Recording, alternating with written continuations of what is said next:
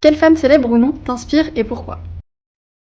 Toutes celles qui ont adultes célèbres et qui ont été les grandes oubliées de l'histoire, qui ont participé ou qui ont même découvert tout un tas de choses en sciences, en littérature, et aussi toutes celles qui ont osé braver les conventions de leur époque, qui leur disaient de rester à la maison, de se marier, de faire des enfants, et qui se sont dit non, moi j'ai envie d'avoir mon chemin à moi, comme la première femme à avoir passé le bac, Julie Victoire d'Aubier.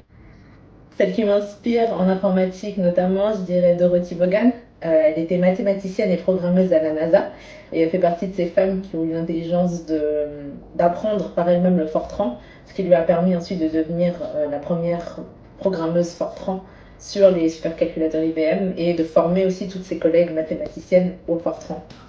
Je vais parler de ma mère, qui est un vrai exemple de soutien et de solidarité entre femmes.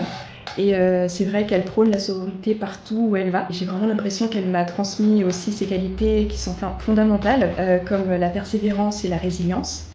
Simone Veil pour son histoire et parce que c'était une femme engagée qui a beaucoup milité pour le droit des femmes. Mais de manière plus générale, enfin, je dirais, c'est toutes les femmes qui s'assument et qui restent elles-mêmes dans leur réussite parce que pour moi, c'est très important.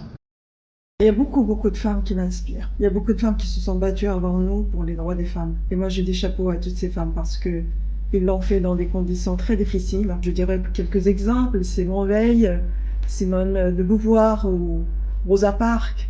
Toutes des femmes qui se sont battues pour le droit. Mais aussi, je mets l'accent sur les femmes iraniennes. Parce qu'elles risquent leur vie pour ces droits-là. Et mille bravo à toutes les femmes.